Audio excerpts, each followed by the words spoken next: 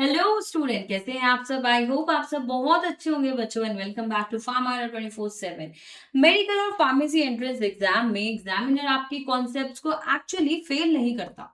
वो क्या करता है, वो खेल जाता है। किसके साथ खेल जाता है? आपके कंफ्यूजन का फायदा उठाता है, आपके कंफ्यूजन के साथ खेल जाता है।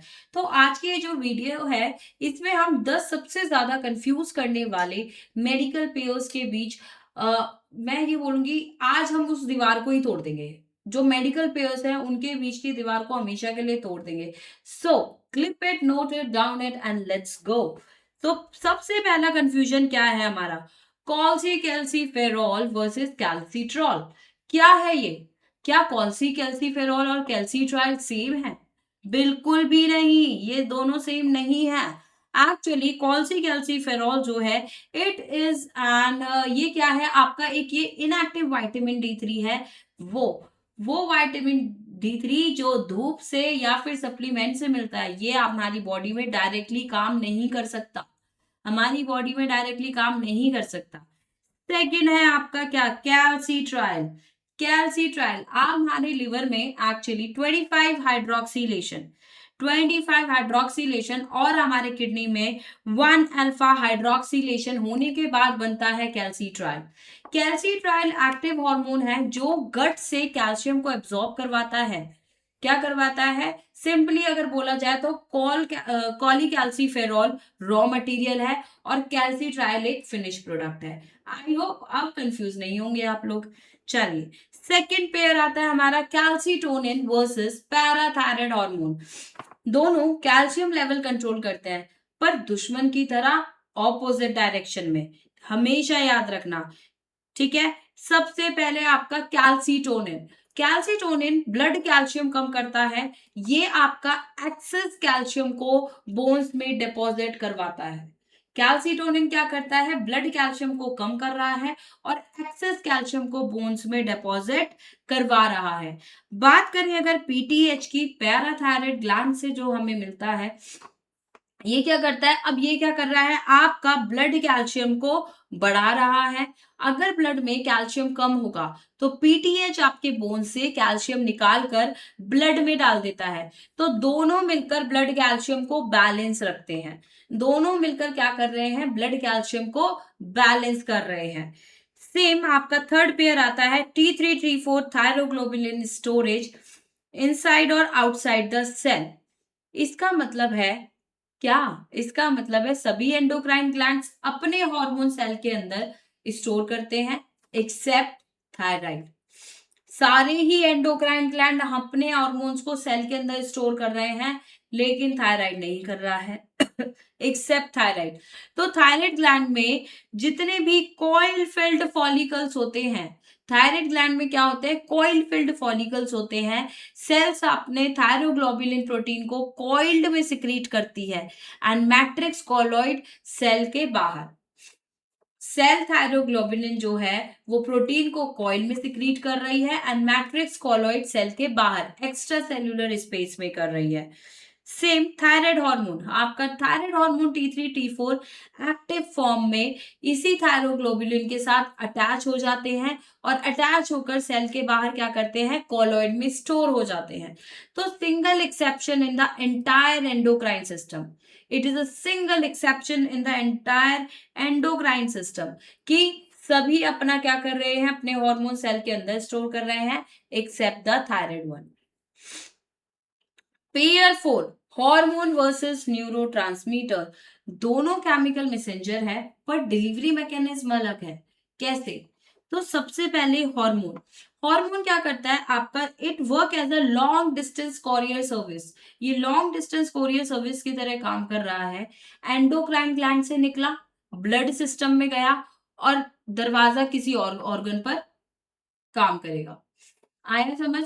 लॉन्ग डिस्टेंस कोरियर सर्विस है, एंडोक्राइन ग्लैंड से निकला, ब्लड सिस्टम में गया और डोर किसी ऑर्गन पर काम करेगा।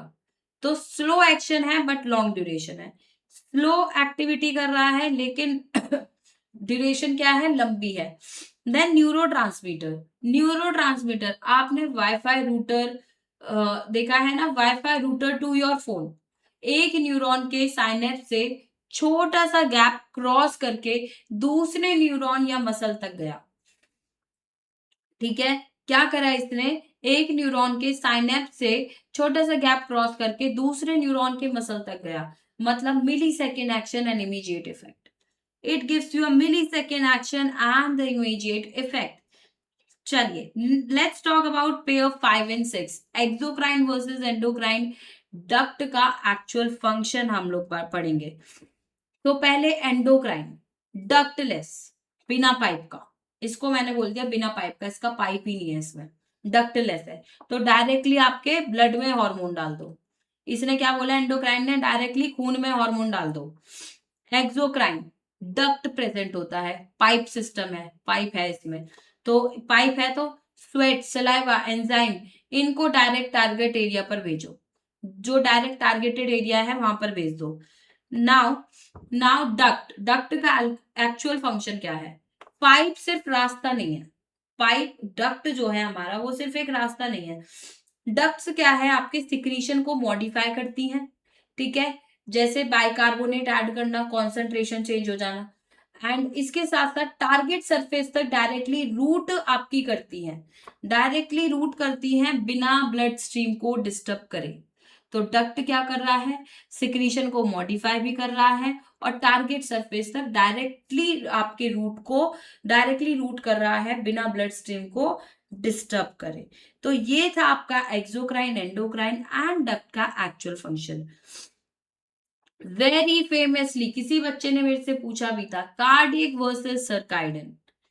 सर्कैडियन क्या होता है, आपकी प्रोनाउंसिएशन सिमिलर है, मीनिंग थोड़ा सा अलग है, बहुत अलग है बल्कि। कार्डियक क्या है आपका, this is related to your heart, cardiac arrest हुआ, कार्डियक आउटपुट हुआ, कार्डियक मसल हुआ। सर्काइडिन ये क्या है, ये आपका रिलेटेड है टाइम से, बॉडी क्लॉक से। सरका, सरका का मतलब क्या होता है आपका, अप्रोक्स, एंड डिम का मतलब होता है डे।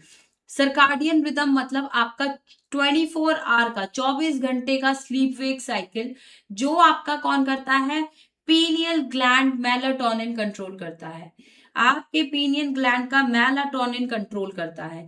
तो कार्डियक कुछ भी which is related to the heart, and circadian मतलब आपके 24 घंटे का स्लीप वेक साइकिल, जो आपका पीनियल ग्लैंड का मेलाटोनिन कंट्रोल कर रहा है। Let's move towards the pair 8, tetani versus convergence. ये क्या है, दोनों ही मसल कॉन्ट्रैक्शन होती है, पर इनका कॉज थोड़ा सा अलग है। टेटनी जैसे इट इज, ये क्या है आपका, लो ब्लड कैल्शियम है, लो ब्लड कैल्शियम की वजह से पेरिफेरल नर्व एक्साइटेबल हो जाती है। ठीक है, क्या होता है जब ब्लड कैल्शियम लो होता है तो उसकी वजह से पेरिफेरल नर्व्स हाइपर एक्साइटेबल हो जाती हैं। एज अ रिजल्ट क्या होता है, हाथ और पैर की मसल में बहुत ही ज्यादा पेनफुल इनवॉलेंट्री स्पाज्म होता है, हाथ और पैर में बहुत ही ज्यादा पेनफुल इनवॉलेंट्री स्पाज्म होता है, जिसको हम कार्पोपेडल स्पाज्म भी बोलते हैं।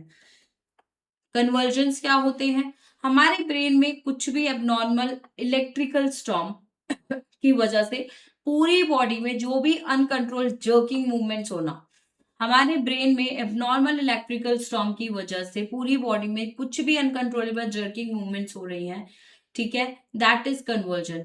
तो टेटनी आपका ब्लड कैल्शियम का इशू है, कन्वर्जन आपका ब्रेन इलेक्ट्रिकल इशू है। सिंपल भाषा में आपका tetani is the blood calcium related issue, ठीक है।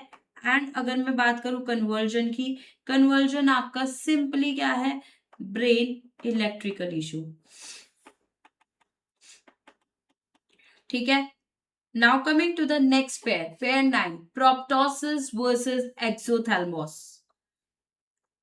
दोनों में क्या होता है, आंखें बाहर, आपकी तो आंखें बाहर निकल आती हैं, बल्जिंग आईज जिन्हें बोलते हैं। इन पर इनका कुछ स्पेसिफिक डिस्टिंक्शन है, जैसे एक्सोथैलेमस क्या होता है, स्पेसिफिकली आपका ग्रेव डिजीज, एक्सोथैलेमस स्पेसिफिकली आपका क्या रहता है, ग्रेव्स डिजीज। ग्रेव डिजीज में ऑटो एंटीबॉडीज की वजह से ऑर्बिटल फैट इन्फ्लेमेशन होता है, दोनों आंखें बाहर आ जाती हैं। प्रोप्टोसिस में क्या होता है, कोई भी फॉरवर्ड डिस्प्लेसमेंट आपके आई बॉल का ट्रॉमा की वजह से, ट्यूमर की वजह से, रेट्रोबल्बार एब्सेस की वजह से। तो according to the medical rule, जितने भी एक्सोथैलेमस है is proptosis, but not all proptosis is exophthalmos. हमेशा याद रखना, जितने भी एक्सोथेलमोस है इनको हम लोग प्रोप्टोसिस बोल सकते हैं, लेकिन सारे प्रोप्टोसिस को हम लोग एक्सोथेलमोस नहीं बोल सकते. So pair 10, last pair of today's video, hyperthyroidism versus hypothyroidism. Body के accelerator hypo versus your hand brake hypo. Hyperthyroidism आपका एक्सेस में T3 T4 होना, ठीक है, एक्सेस में T3 T4 होना जिससे हाई BMR हो जाना, वेट लॉस होना, ठीक है, हीट इंटॉलरेंस होना, एंजाइटी होना एंड हार्ट रेट बहुत फास्ट हो जाना. हाइपोथायराइडिज्म में आपका क्या होता है, लो T3 T4 वैल्यू रहती है, BMR कम हो जाता है, वेट गेन हो जाता है, थकान होने लगती है, कोल्ड इंटॉलरेंस होता है, हार्ट रेट बहुत स्लो हो जाता है, bradycardia and dry skin. Dry skin. तो ये जो थे ये मेरी तरफ से कुछ 10 पेयर्स में से 10 पेयर थे, लेकिन इनमें से सबसे ज्यादा कंफ्यूजिंग आपके लिए क्या है, कमेंट करके जरूर बताना. नेक्स्ट टॉपिक जरूर लेकर आऊंगी, आप मुझे बताओगे, आप मुझे कमेंट सेक्शन में मेंशन करोगे कि आपको अब नेक्स्ट वीडियो में किस चीज में कंफ्यूजन है, तो मैं उस पर वीडियो आप लोगों के लिए जरूर बनाऊंगी.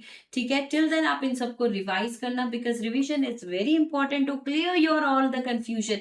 तो ये था मेरी तरफ से एपिसोड 1 कि अपनी कंफ्यूजन्स को क्लियर करो. Still you have any confusion in any other subjects, आप मुझे कमेंट सेक्शन में बता सकते हो, मैं आपके कमेंट सेक्शन जरूर पढ़ूंगी और नेक्स्ट वीडियोस पर जरूर लेकर आऊंगी.